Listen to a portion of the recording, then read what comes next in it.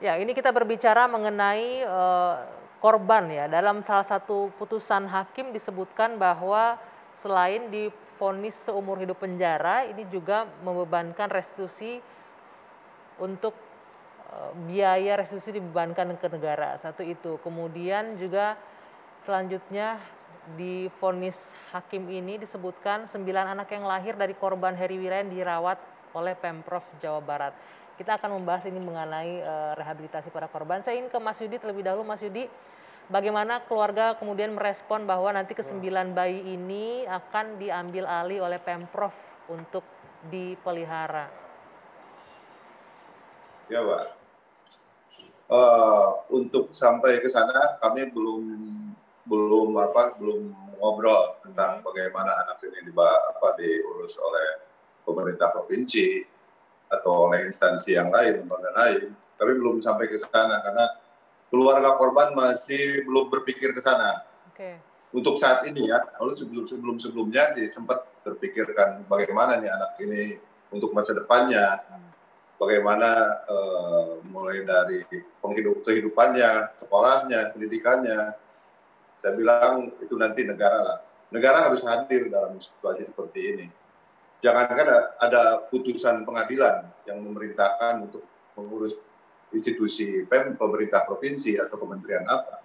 Nggak ada putusan pengadilan pun, ini sudah menjadi kewajiban negara. Dalam situasi ini, tanggung jawab negara. Justru itulah kami sangat kecewa sekali dengan keputusan itu, makanya dengan ada undang-undang perlindungan anak yang mengatur hukuman mati itu adalah memberikan pesan bahwa di negara ini tidak ada ruang kepada siapapun untuk siapapun yang melakukan kejahatan kekerasan terhadap anak. Itu undang-undang dibuat dengan berdasarkan filosofis.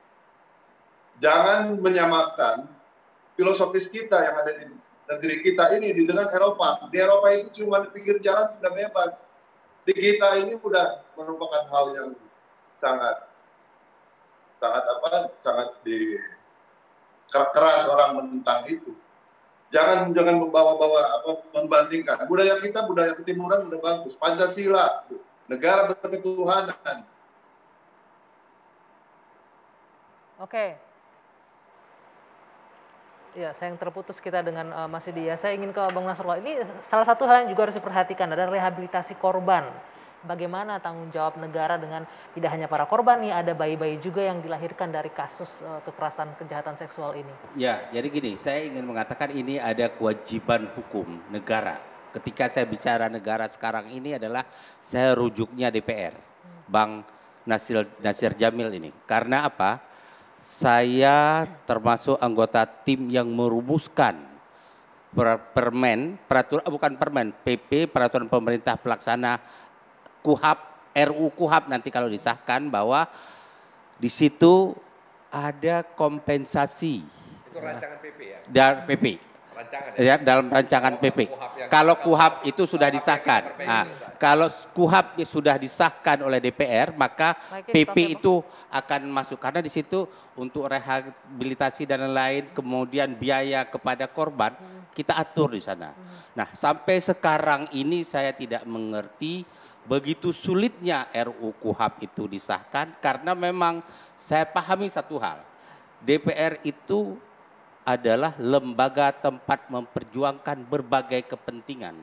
Ada pihak-pihak mungkin yang belum puas dengan RUU KUHAP, mereka memperjuangkan kepentingannya di DPR. Oke. Udah, satu itu saya selalu mengatakan bahwa dalam kasus-kasus seperti ini kita jangan terlalu hanya fokus kepada terdakwa atau pelaku kejahatan, fokus juga kepada korban. Nah, persoalannya tadi adalah payung hukumnya belum ada, kecuali pemerintah mengambil itu sebuah kebijakan. Nih, teman-teman di DPR untuk bisa membantu dengan instrumen payung hukumnya. Benar bahwa memang itu belum selesai. Ya, pemerintah kemarin justru mengajukan perubahan terhadap hukum acara perdata.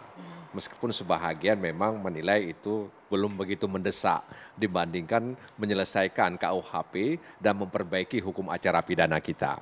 Nah, terkait dengan apa yang dilakukan oleh pemerintah, memang pada prinsipnya, filosofinya negara itu tidak boleh menjadi beban bagi rakyat. Justru negara harus mengambil beban dari rakyatnya. Apa yang dilakukan oleh Pemprov Jawa Barat sebenarnya itu kan alasan kemanusiaan. Ya, bahwa ada anak yang dilahirkan dari perbuatan jahat tersebut. Bukan korban yang jahat, pelakunya yang jahat.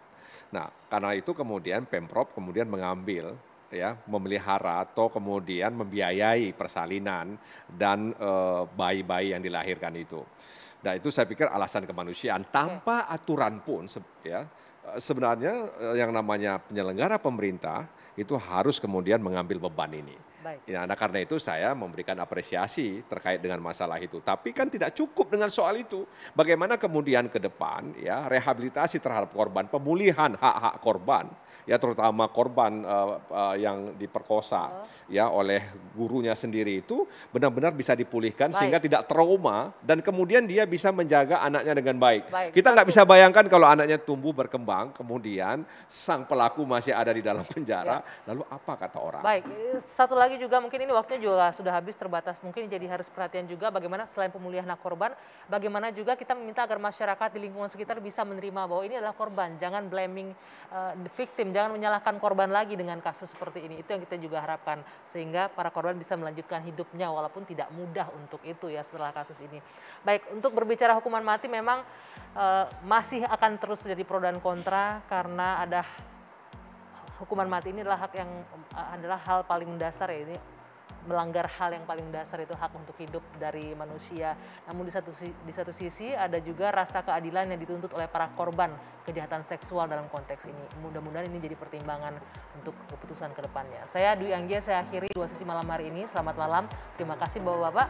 Kita jumpa lagi pekan depan dan sampai jumpa.